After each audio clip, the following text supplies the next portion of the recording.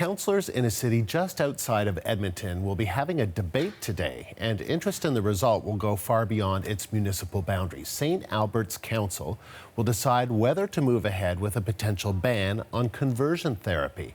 Conversion therapy tries to change a person's sexual orientation or gender identity through counseling or religious teachings. The motion before councillors would ban businesses that offer the discredited practice.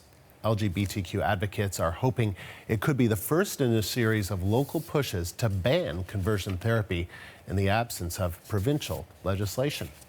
For more now, I want to bring in Matt Ashcroft. Matt is an activist and he was subjected to conversion therapy. Matt, thank you for being here. Thank you so much. I understand that you, it was in 2014, 5 years ago, you attended the so-called conversion therapy in Pennsylvania. Can you tell me about what that experience was like? It was difficult. It's reenacting somebody else's trauma. I saw somebody's sexual abuse story in front of my eyes. I imagined my dad as a punching bag and whacking it repeatedly over and over by it.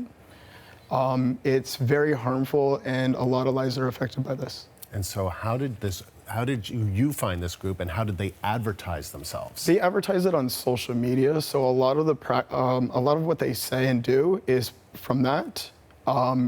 They promote it and they have people to find out the most vulnerable, and they advertise weekends all over the United States, actually the world. So. And so why did you choose to go to this group? Because you self-admitted, I guess, is the word, right? I didn't think it was necessarily a choice that I have done. It was very much an influence by family. A lot of people that have been through or go to stuff like this is because of homophobia when it comes to family. So I personally didn't have a good relationship with my father, and that was a big influence on why I did what I did. And how long did you stay there?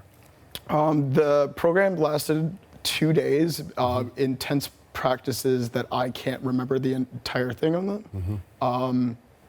And I was in the program for approximately 1.5 years. And so what do you think about the fact that there is this community outside of Edmonton that they're having a debate on whether or not to ban conversion therapy? Lives are going to be at stake by doing these practices. I don't know if the people that have participated in the program are dead or alive, and this is blood on the hands of the LGBTQ people from government. Because that can happen, right? Absolutely, it can. And these practices, the practices that I did in the United States, are still happening in Canada, and it's dangerous, and it needs to stop. So a month ago, a working group set up under the previous NDP government, they wanted to explore options on how to ban conversion therapy in Alberta, but that was disbanded because there's a new government in Alberta. Now the new UCP government said that there was no need to specifically address conversion therapy because, and I'm just going to read part of this statement, it's not practiced in Alberta and it cannot be because no health professional regulator would permit it. Any regulated health professional, doctor, nurse, psychologist, etc., would be found guilty of unprofessional conduct if they practiced it. What are your thoughts on that statement? Unlicensed people practice this stuff. Not doctors, not nurses. Not doctors, not nurses. Some counselors do practice it. Most of the people are unlicensed.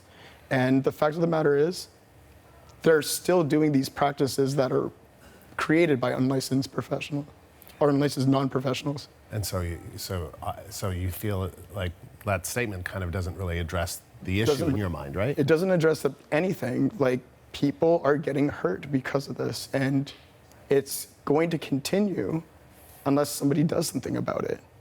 So the St. Albert Council, they are debating a motion today to give a $10,000 fine to anyone offering or advertising conversion therapy practices. What do you make of that? Good. Absolutely good. There needs to be more done, in my opinion.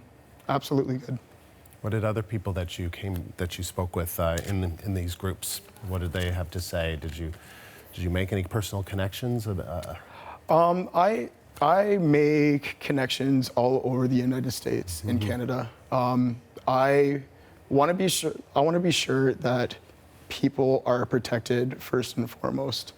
Everybody deserves to have a happy and healthy life, and I'm going to set for any youth to do that because they deserve to be happy just like I deserve to be happy. And you think that governments, provincial governments, whatever level, wherever in the US, Canada, around the world, that they should just ban these groups altogether? Because people need to be protected. The mental health of people are at stake. And if people really want to get to know LGBT people, then they would get to know them. And also, it doesn't work. It's been discredited. It doesn't work. It doesn't work at all. I'm living proof. Good to talk to you, Matt. Thank you so much. Matt Ashcroft speaking to us today here in the studio. Thank you.